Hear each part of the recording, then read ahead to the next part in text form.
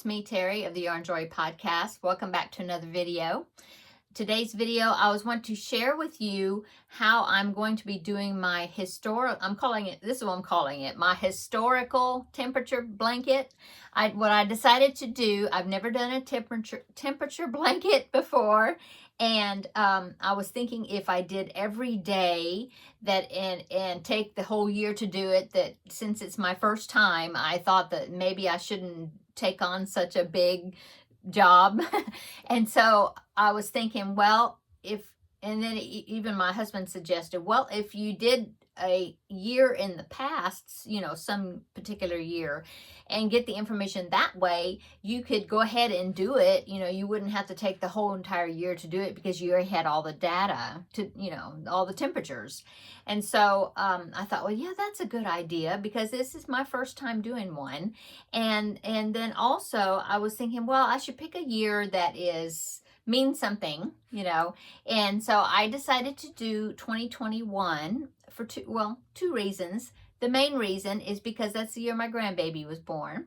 But besides that, that year we actually had snow, and we very, very, very rarely have snow. I mean, snow like it was, several inches that was on the ground for several days, And so I thought, well, that's something that also, never happens. And so I was thinking, yeah, that would be something good to commemorate. But of course, the main reason is because that was the year my grandbaby was born.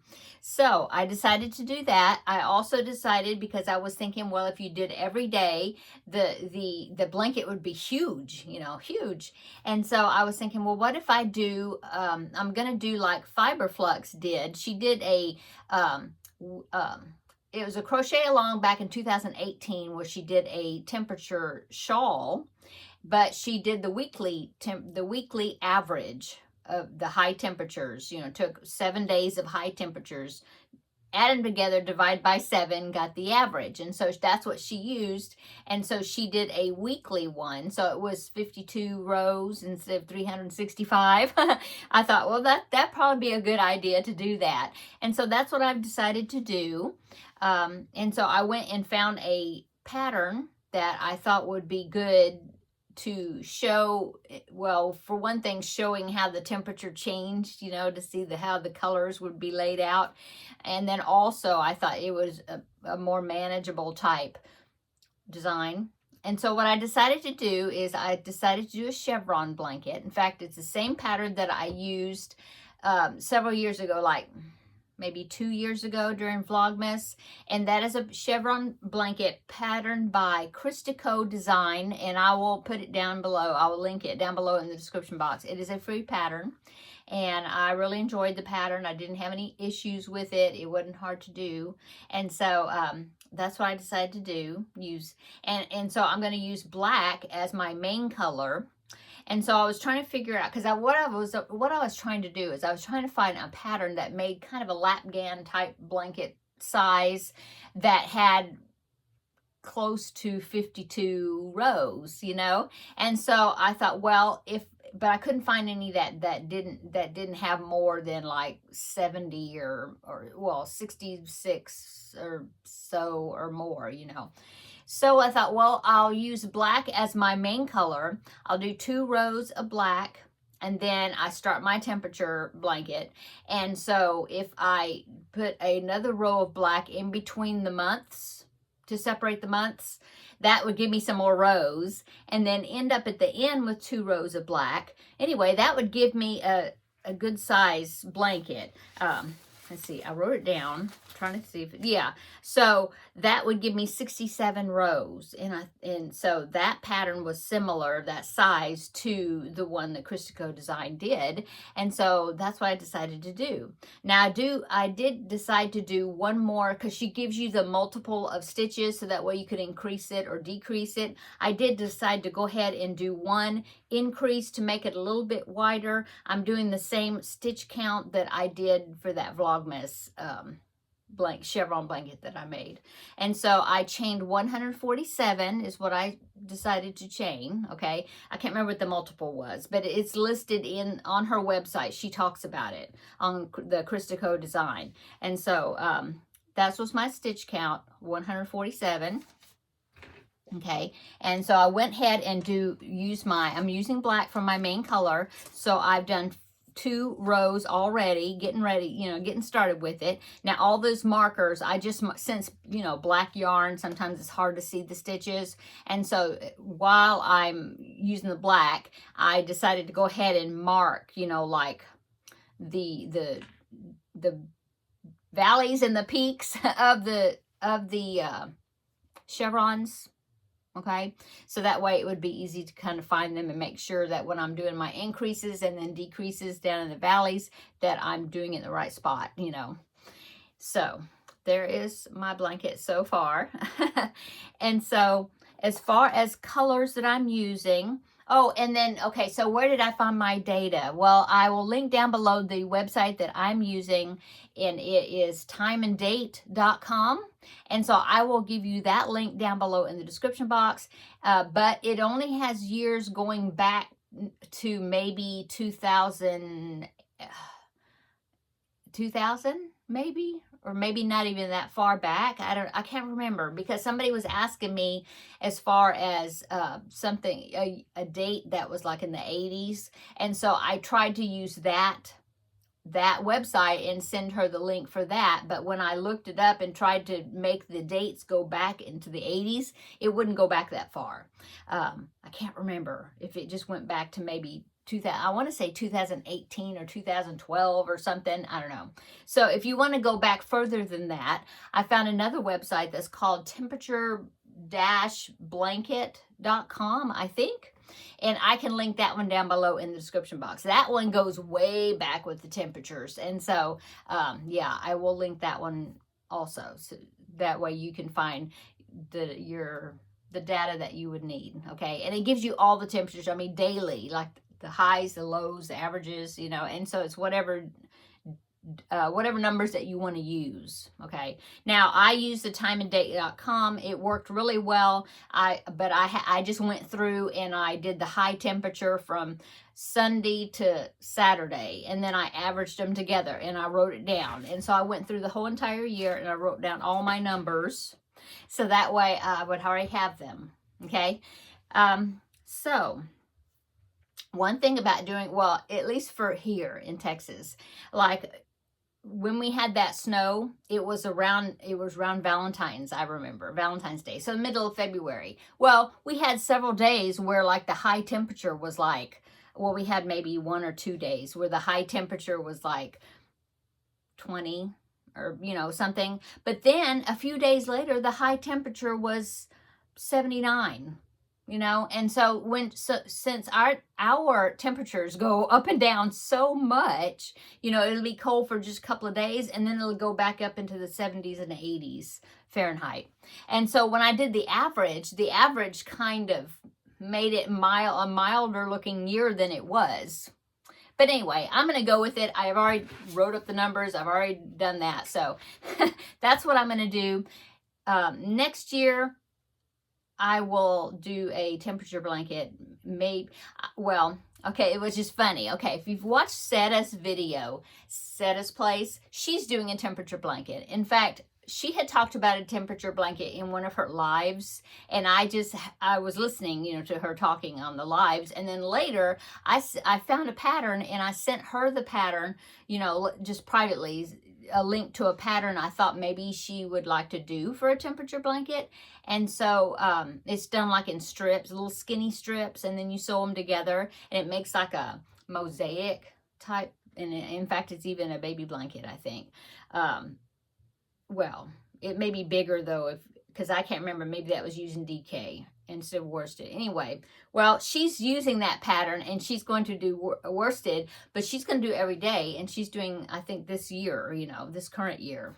And so maybe next year I'll do one and I'll get brave and do the daily one. I might still do a historical one instead of having to keep up the, with the current temperatures. But I want to try to do an everyday one like that. And I'll probably use that mosaic pattern. I think that's what it's called. I think. Anyway.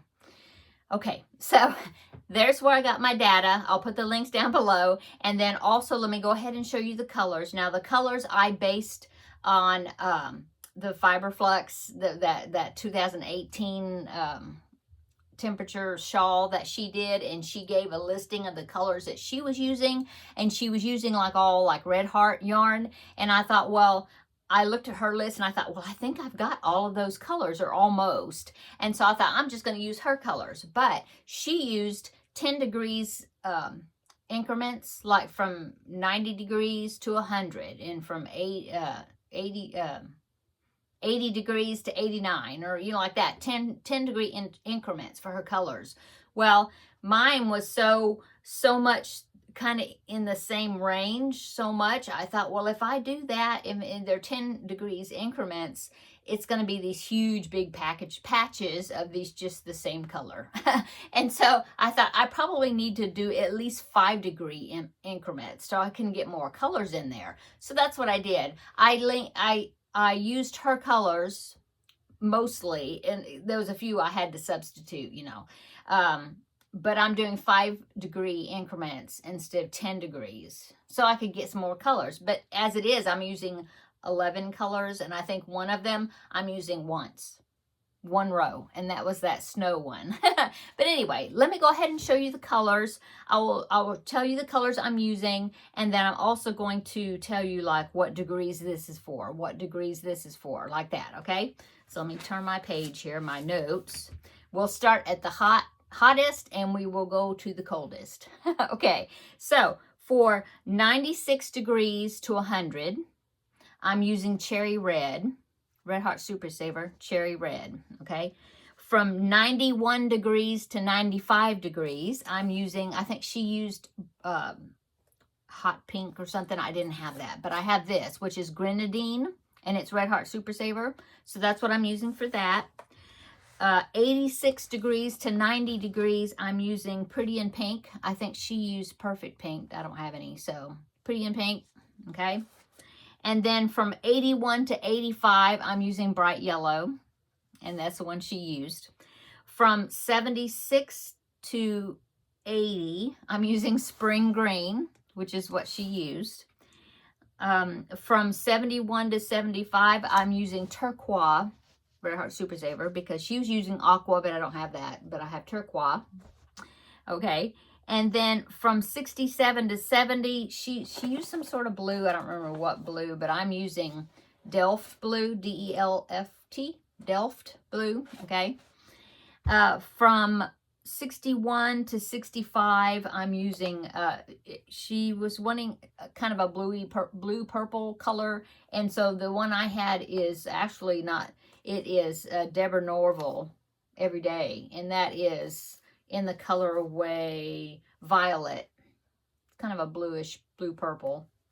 Okay, and then the next one she used, I don't remember, lavender maybe? I don't know. But I'm using, yeah, I'm using lavender. This is from 56 degrees to 60 degrees. I'm using this one right here. This one actually is Special DK. No, Special Stylecraft Special Erin.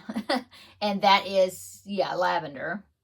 And then for this one I had to add in there. I needed an extra one. And it's from 51 to 55. And I'm using lilac, and I think I do 2 rows of this. That's it. And that is Just Yarn Premier, Just Yarn worsted. And then my one single row of when it snowed, that's going to be from 50 degrees and below, which I only had it one time. And so I thought, well, I'll do something special. I was just going to use white, but then I thought, well, it's one row, and it's the time that it snowed. So I'm going to use this. I don't know if you can see the sparkle, but it is Super Saver Metallic in white. Maybe, yeah, see the sparkle? Maybe if I turn it a little bit, you can see the sparkle in it. So that's what I'm going to use for that one row of where we had snow. Anyway, so that is my array of colors. I did take a picture on my table with them all lined up, and I thought it turned out really cool. So I will insert that picture It's kind of a long picture, so I don't know if it'll be down here or up there. I don't know, but I'll put it, I'll move over so you have plenty of room. But there's all my layout of colors right there. I think that's such a pretty picture. So all those colors, yeah. So that is the colors I'm using. I think that is all the information that I was needing to give you. I was going to talk about this in the Yarn Joy podcast episode, which I'm getting ready to film that just right after this one. But I thought, no, because this is going to take too long, and I'll just do one video by itself for that. But yeah, that's what I'm going to be doing, and I've got my base row started. So my first average, which would be starting in January, is 65. And so that first week, the average was 65. And so I'll go over here and see, okay, 65, that is the range from 61 to 65. That is the, which one is that? The violet, this one. So that's my first row. Okay. And then the next one, I'll just tell you about the next one. The next one is 57. So I'll use one row of this one, the violet. And then what was it? 50, is that 57? Yeah, 57. So that is lavender, which is this one. So I'll have this one row of this and then one row of that. So anyway, I think it's going to be fun. I'm going to enjoy it. And yeah, who knows? Maybe next year I will brave that other one, but I'll do that little one that, like the one Setta's going to be doing this year, because I think it's going to be much more manageable. It won't turn out to be like a huge, you know, king size blanket project, whatever, you know. Anyway, okay. I'm going to go because I now need to make my Yarn Joy podcast episode video, episode 389, and I'm going to be filming it right after this one. So you'll be seeing both of those this evening. Okay. Everybody have a great day, and come right back and see the next video. Okay. Bye-bye.